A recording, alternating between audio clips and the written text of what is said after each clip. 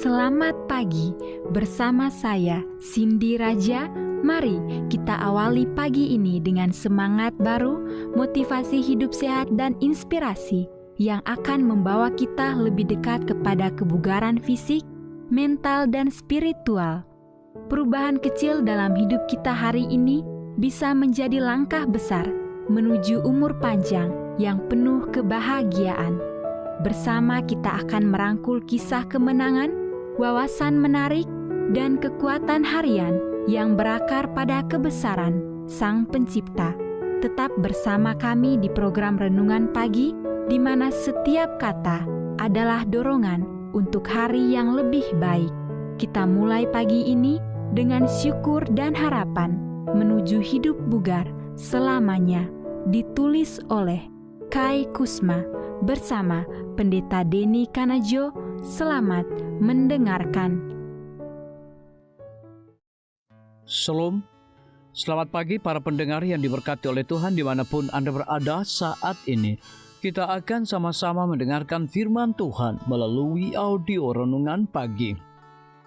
Pada tanggal 5 September 2025 dengan judul Membalas Kebaikan Nenek.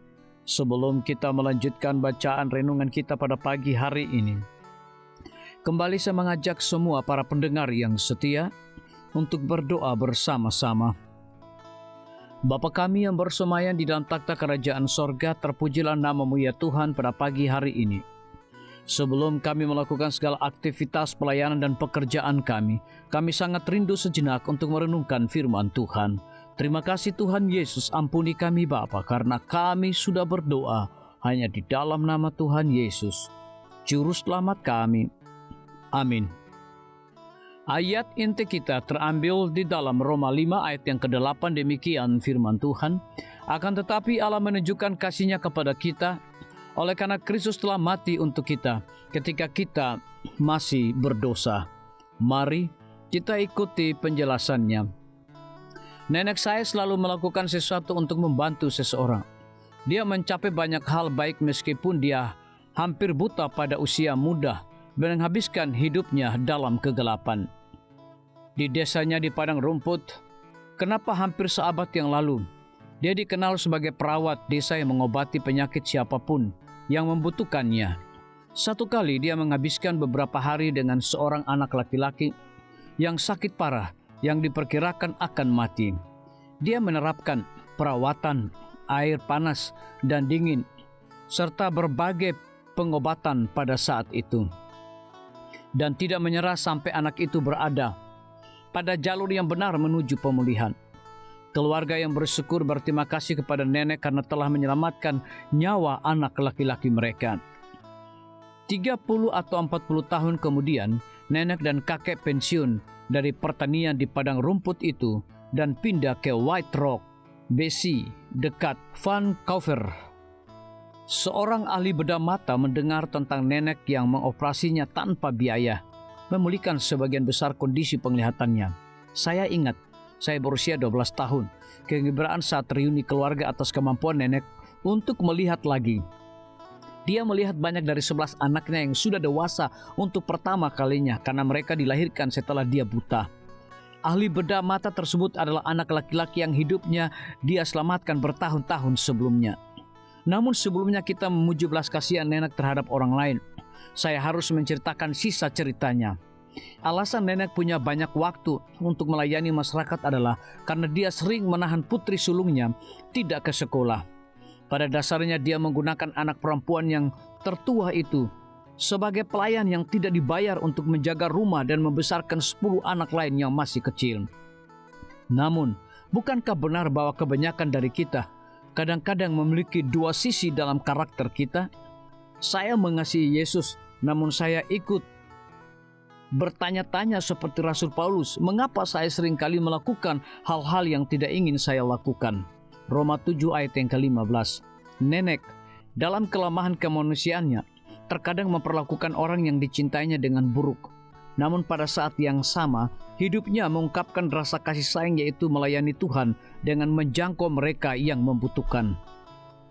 Ketika saya mengenali kenyataan dari sisi negatif saya sendiri, adalah menenangkan untuk mengingat bahwa Bapa Surgawi kita yang penuh belas kasihan cukup peduli, bahkan pada nenek saya yang mungkin keras, untuk memberikan kelegaan padanya di masa tuanya melalui anak laki-laki yang telah lama Dia bantu. Ukuran karakter yang sebenarnya bukan terletak pada cara Anda memperlakukan orang asing, tetapi pada cara Anda memperlakukan anggota keluarga Anda. Apakah Anda ada perubahan yang harus Anda lakukan dalam hidup Anda? Biarlah bacaan renungan kita saat ini akan menjadi berkat bagi kita semua. Kembali saya mengajak semua para pendengar yang setia untuk berdoa bersama-sama. Bapa kami yang bersemayam di dalam takhta kerajaan sorga, terima kasih Tuhan Yesus, oleh karena firman-Mu pada pagi hari ini memberikan berkat dan kekuatan rohani bagi masing-masing kami. Pada saat ini hamba berdoa untuk pemerintah kami. Tuhan memberkati Bapak Presiden bersama dengan wakil, para menteri dan seluruh stafnya, Bapak Gubernur bersama dengan wakil, Bapak Bupati bersama dengan wakil, Bapak Wali Kota bersama dengan wakil, camat dan seluruh stafnya, kepala desa, lurah, RT, RW, dimanapun mereka berada saat ini. Kiranya Tuhan lindungi mereka, pelihara mereka, curahkan hikmat dan pengetahuan sorga kepada masing-masing mereka, agar mereka dapat menjalankan roda pemerintahan boleh sesuai dengan amanah dan titah daripada Tuhan sendiri.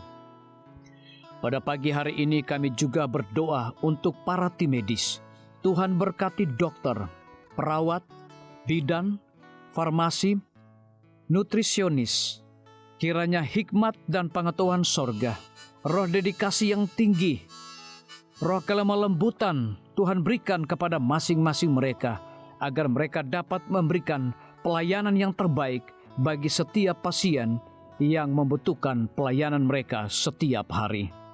Kami juga berdoa untuk guru-guru, kepala sekolah, siswa, mahasiswa, bahkan dosen di setiap lembaga pendidikan.